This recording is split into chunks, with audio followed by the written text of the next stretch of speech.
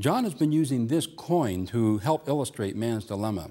We have something that we don't want, and that's sin, with its shame, guilt, and all of its eternal consequences. And there's something that we need in order to be allowed into God's holy presence.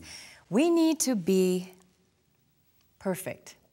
We need a righteousness that is equal to God's righteousness. Now, there's a verse in the Bible that sums this all up. The first part of that verse says, God made him who had no sin to be sin for us.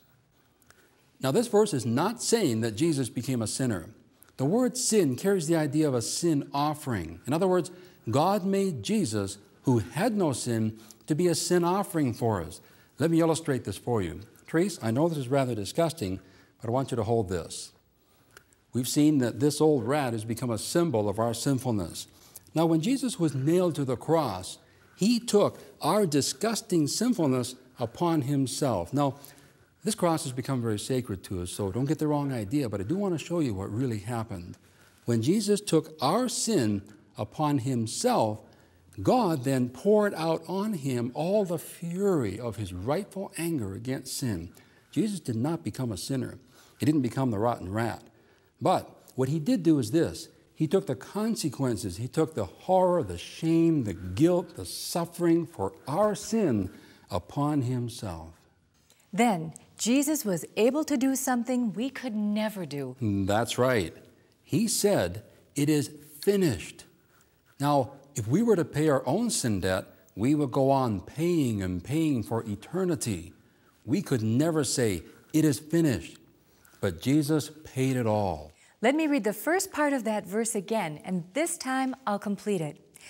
God made him who had no sin to be a sin offering for us, so that in him we might become the righteousness of God. Paul, we need an explanation for that second part. Okay. The second part of this verse is saying that we find a righteousness in him. It's not ours. Here, hold this again. It goes like this. Jesus took our sin and he gave us his righteousness. It's the greatest of all exchanges. The perfect lamb illustrates the righteousness of Jesus. That's why the sacrificial lamb had to be without blemish. It pictured the righteousness of Jesus. And of course, we've used the rotten rat to represent the sinfulness of man. Now, watch this again. Jesus took our sin and he gave us his righteousness. No longer do we need the blood of a lamb to cover our sin. We are clothed in something far better, the righteousness of Christ. The moment that we trust him, God gives us his righteousness. Okay, now that we have these visuals in mind, here, Paul, give me that. Let's read that verse one more time.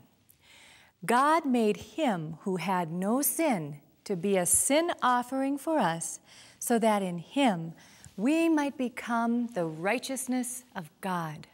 We call it the great exchange. Indeed.